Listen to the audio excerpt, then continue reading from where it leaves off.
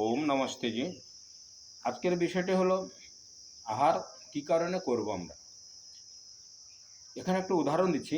কয়সাইকারে কি কথার অর্থ হলো কোনো ব্যক্তিকে জিজ্ঞাসা করা হচ্ছে আপনি কি খেয়েছেন,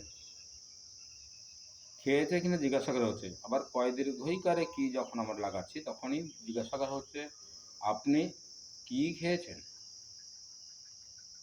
এখানে দীর্ঘস্বর দেওয়া হচ্ছে। ঠিক তেমনি আমাদের শরীর পঞ্চ প্রকৃতি দিয়ে তৈরি। প্রকৃতি কিন্তু রাজা, মন্ত্রী, জমিদার, রিক্সাওয়ালা, ছোট জাত, বড় জাত, ব্রাহ্মণ, বৈষ্ণব কোনো কিছু ভেদাভেদ রাখে না। প্রকৃতির নিয়ম বিরুদ্ধ আচরণ করলেই দণ্ড দেবেই। আমাদের বিবেককে জিজ্ঞাসা করতে হবে প্রকৃতির নিয়মে দ্রব্য সুস্থ থাকার জন্য।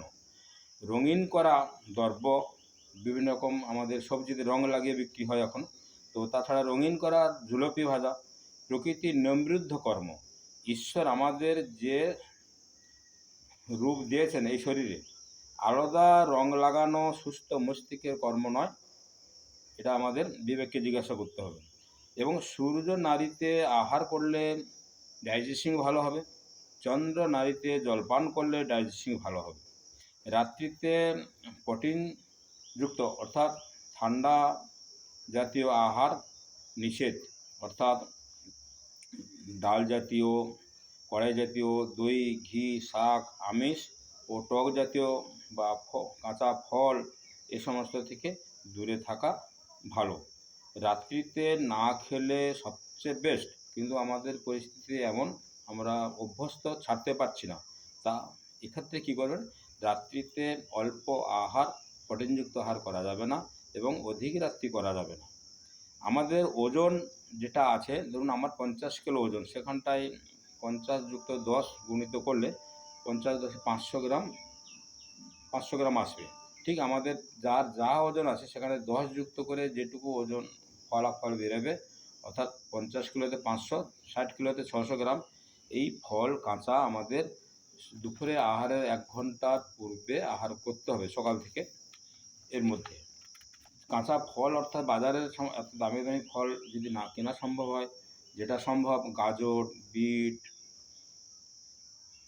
তালকুমড়ো, কলার রস, যাবতীয় শসা ইত্যাদি ইত্যাদি, শাকালু, রাঙালু, এগুলো কাঁচার মধ্যে পড়ছে, এগুলো খাওয়া যেতে পারে।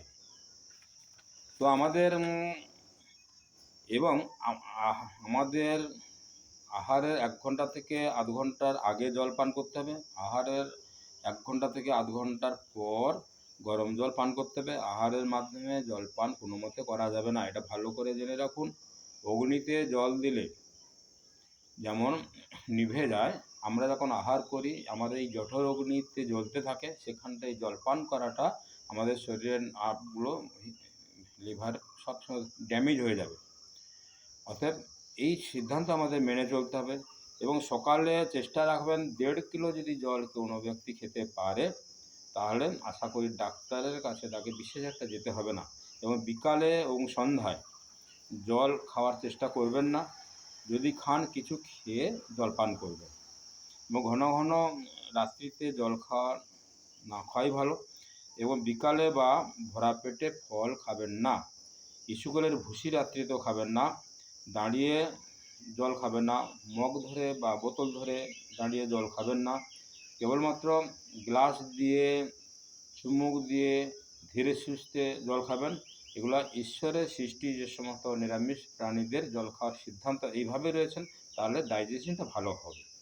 এবং গোল জাতীয় দ্রব্য অর্থাৎ মাটির কলসি বা ধাতু জাতীয় গাগরা জল স্টক রাখবেন।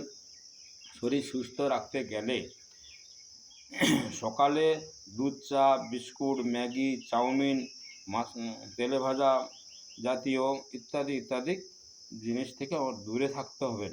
সকালে কি খাবারটা আপনার আহারের সঙ্গে অ্যাডজাস্ট করবেন, ছোলা, বাদাম, মটর, সয়াবিন দানা, রুমা, মুগ কলাই, মসুর, মেথি, গম অঙ্কুরিত করে 1 মুঠা করে খাবারের তালিকায় রাখবেন। দেখবেন আপনি একদম হরমোন ভালো থাকবে, সুস্থ থাকবেন। এই বলে আমি এখানে বক্তব্য বিরাম দিচ্ছি। ভালো লাগে, উপকার পান, বেশি বেশি শেয়ার করবেন এবং লাইক করবেন এবং কমেন্ট বক্সে জানাবেন। নমস্তে।